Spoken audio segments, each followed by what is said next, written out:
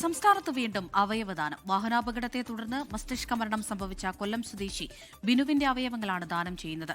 ഇന്നാണ് ചികിത്സയിലിരിക്കെ ബിനുവിന്റെ മസ്തിഷ്ക മരണം സ്ഥിരീകരിച്ചത്. ജിബിൻ JB തിരുവനന്തപുരത്ത് നിന്ന് വിവരങ്ങൾ നൽകാൻ അയച്ചിരുന്നുണ്ട്.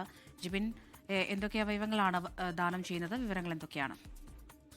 വാഹന അപകടത്തെ തുടർന്ന് മസ്തിഷ്ക മരണം സംഭവിച്ച കൊല്ലം സ്വദേശി ബിനുവിന്റെ അവയവങ്ങളാണ് ഇപ്പോൾ ദാനം ചെയ്യാനായി തീരുമാനിച്ചിരിക്കുന്നത്. മാർച്ച് 10-ാം തീയതിയാണ് ബിനു വാഹന അപകടത്തിൽപ്പെടുന്നത്. തുടർന്ന് ആദ്യം പാരിപ്പള്ളി മെഡിക്കൽ കോളേജിലും പിന്നീട് തിരുവനന്തപുരം കിംസ് ആശുപത്രിയിലെ ചികിത്സയിലായിരുന്നു. ചികിത്സയിലിരിക്കെ ഇന്ന് വൈകുന്നേരത്തോടു കൂടിയാണ് മസ്തിഷ്ക മരണം സംഭവിച്ചത്. തുടർന്ന് കുടുംബാംഗങ്ങളാണ് ഈ അവയവദാനത്തിന് സമ്മതം നൽകുകയും ചെയ്തത്.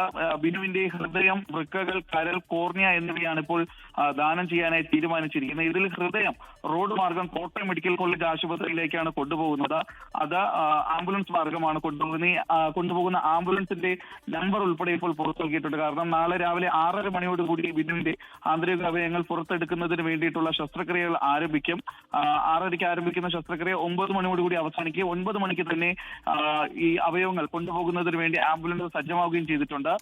KL 05AX 6910 എന്ന നമ്പറിലുള്ള ആംബുലൻസ് ആണ് റോഡ് മാർഗം ഈ ഹൃദയം കോട്ടയത്തേക്ക് കൊണ്ടുപോവുക. ഈ വാഹനത്തിന് വഴിയൊരുക്കുന്നതിന് വേണ്ടിയിട്ടുള്ള നിർദ്ദേശങ്ങൾ കൂടി ഇപ്പോൾ കേരള പോലീസിന് നൽകിയിട്ടുണ്ട്. അതിന്റെ ഭാഗമായിട്ടുള്ള ക്രമീകരണങ്ങൾ ഉണ്ടാകും. പൊതുജനങ്ങളും ഈ നമ്പറിൽ പറയുന്ന ആംബുലൻസിന് പോകാനുള്ള സൗകര്യങ്ങൾ കൊടുക്കണമെന്ന് കൂടി അഭ്യർത്ഥിച്ചിട്ടുണ്ട്. അമൃത, ലോകത്തെവിടെയായാലും ഏത് സമയത്തും 24 വാർത്തകളും ഓഗ്മെന്റഡ് റിയാലിറ്റി പാക്കേജുകളും എക്സ്പ്ലെയിനറുകളും വിശദമായി കാണാൻ ഞങ്ങളുടെ YouTube ചാനൽ നിങ്ങൾക്ക് സബ്സ്ക്രൈബ് ചെയ്യാം.